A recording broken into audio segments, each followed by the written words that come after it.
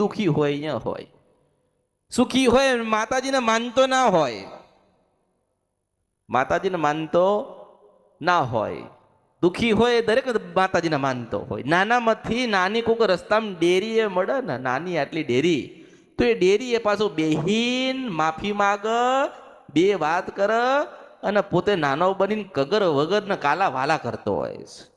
દુખી થઈ ગયેલો માણસ દરેક જગ્યાએ પોતાનો ભાવ રજૂઆત કરે.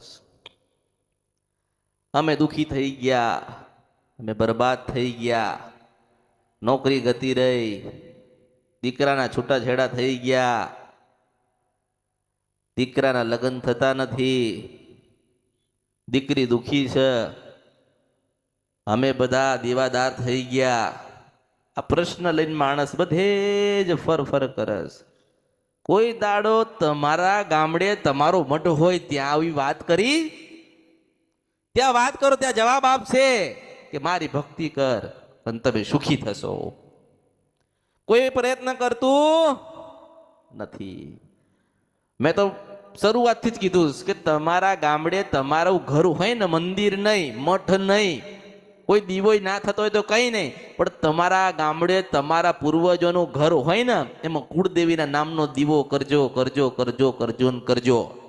એક વખત આટલો પ્રયત્ન કરો, તમારા ઘરમાં, તમારા પરિવારમાં, તમારા જીવનમાં અજવાળા ના થાય ને, તમારા અવતારમાં ખોટ પડ્યો કેવા હું મેળવીશું. ઘરમાં વધારાના 5 દીવા કરવાની જરૂર નથી, 10 દીવા કરવાની જરૂર નથી. સુખ એક જ દીવો દે, એનું નામ કુળદેવી. 10 દીવા કરો કે 20 દીવા કરો કે 100 દીવા કરો, સુખ દેનારો એક જ દીવો હોય, આપણી રાજપરાની ખોડિયાલ. કરાય ખરો, કાળકાને પૂજીએ છે ને કાળકાને કુળદેવી તરીકે અપનાવી છે. અરે કાળકા, કાલે મોત આવતું હોય તો આજે આવવા દે, પણ તારી ભક્તિ ના છૂટા પછી મારા પાવાગઢમાંથી ઉતરું. ગમે તે થાય, આજે બહુ દુઃખ છે, બહુ તકલીફ છે, પણ અમારે સધી માતાને મેકવી નથી ને સધી માની ભજન કરવી છે, અને સધી કરવી છે, અને અંદર બેહેલી ના જાગન તો મારા અવતારમાં ખોટ પડ્યો કહેવાય મેલડી છું.